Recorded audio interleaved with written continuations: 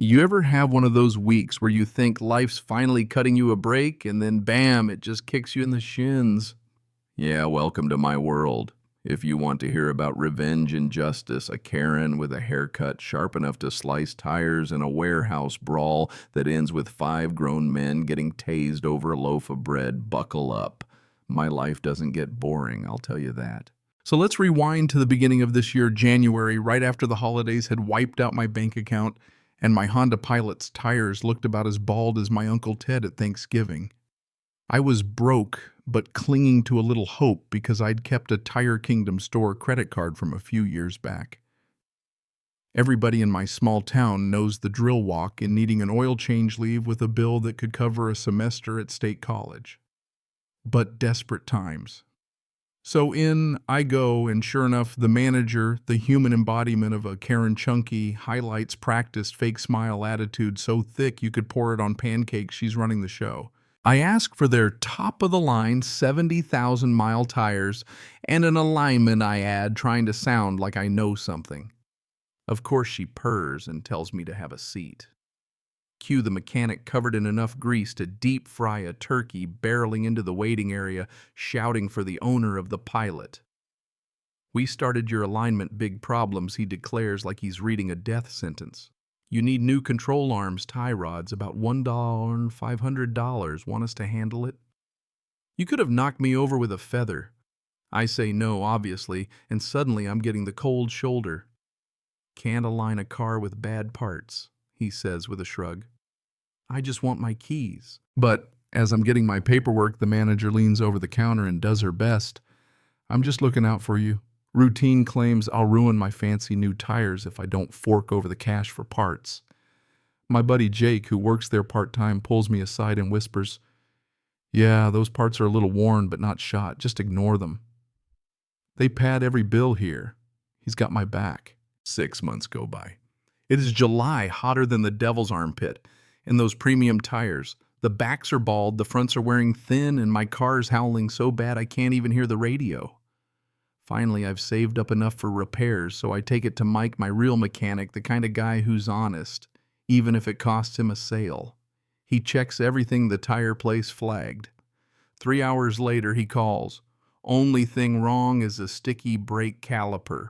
Your suspension's perfect. You just needed an alignment. Want me to fix the caliper? Already on it, he says, and then tells me, take it to downtown Honda for the alignment. They won't scam you. So now I'm mad like C-Red mad. I call Tire Kingdom, get the same manager, and try to tell her what my mechanic found. She goes off with some technical mumbo-jumbo, insists only their laser equipment is trustworthy. I hang up and drive to Honda, where they align it in half the time and charge me less. The next day I come home, see the dealership's alignment report, and that's it.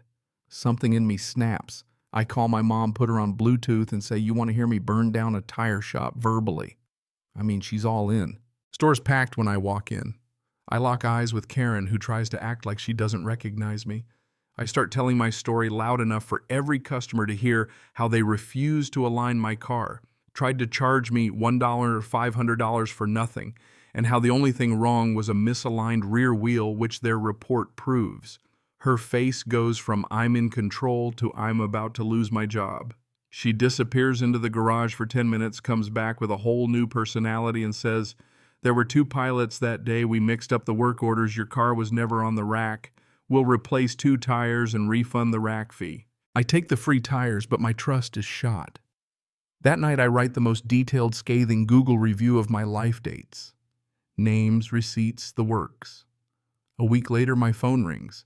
It's her, desperate now. She begs me to change the review if she gives me 2 more tires, tries to sweeten the deal with a free oil change. Fine, I say, but only after the new tires are on my car.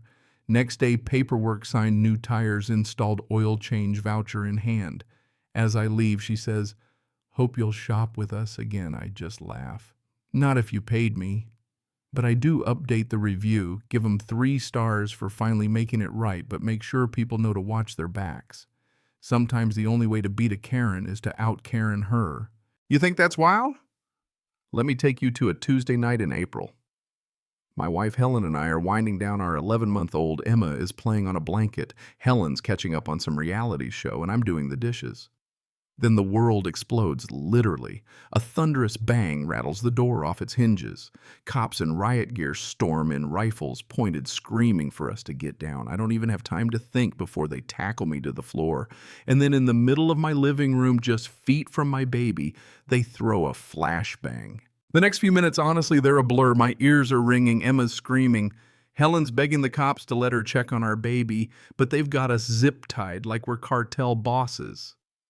It takes 15 minutes and a lot of yelling before they realize they've got the wrong house. You ever see grown men turn pale? That's what happens when you point out they were supposed to raid 1847 Oakwood, not 1487. They transposed two numbers and nearly killed my daughter.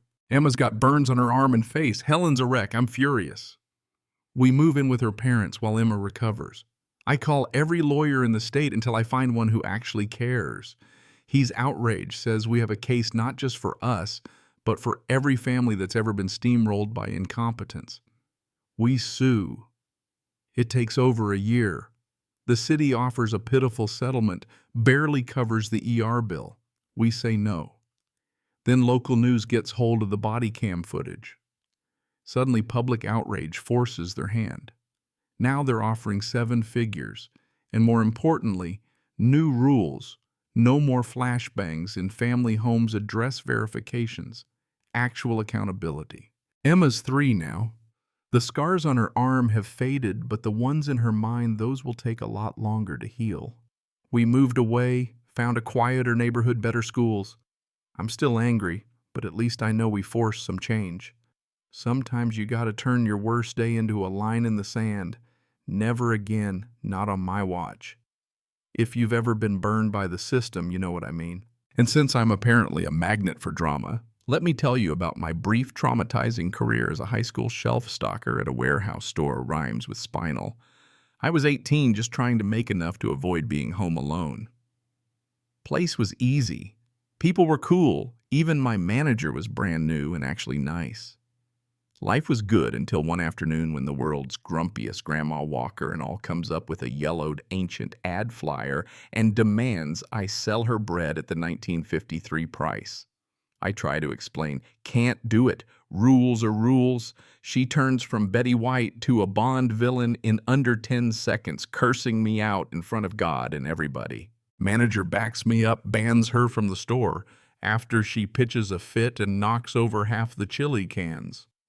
But she's not done. She comes back days later, same ad, same demand. This time I'm ready. Security's watching her photos, taped up at every register, and when I politely tell her she's banned, she huffs out. I think it's over. Until 5 giant dudes, her grandsons, apparently stomp in later that shift and surround me at the cashier stand, threatening everything from violence to putting me in a walker just to see how I like it. You know that moment when you wonder if your life's about to become a viral video? That was me. Manager hits the silent alarm. Security tries to break it up, but these guys are like demolition derby cars. Stuff gets smashed, other customers get shoved. I'm praying not to pass out. Cops finally burst in, tasers crackling. Half of the Brickhouse brothers make a run for it, but the rest get cuffed right there. Turns out this family's been running a scam all over the county, intimidating cashiers, flipping out over expired coupons, threatening staff. Karma finally caught up, and yeah, Grandma got arrested right alongside her bodybuilders. Lost that job thanks to corporate downsizing. But honestly, I walked out with my head high and a story I'll be telling until I'm the one with the walker minus the criminal record. So, your turn. Ever been stuck dealing with a nightmare, Karen, a helpful authority figure who made things worse, or a rule so stupid it crashed the whole system? Drop your wildest story in the comments. Let me know if you think justice was served or not. And hey, if you've ever wanted to go full Karen, just to get what's fair, I won't judge. Sometimes it's the only way to survive out here.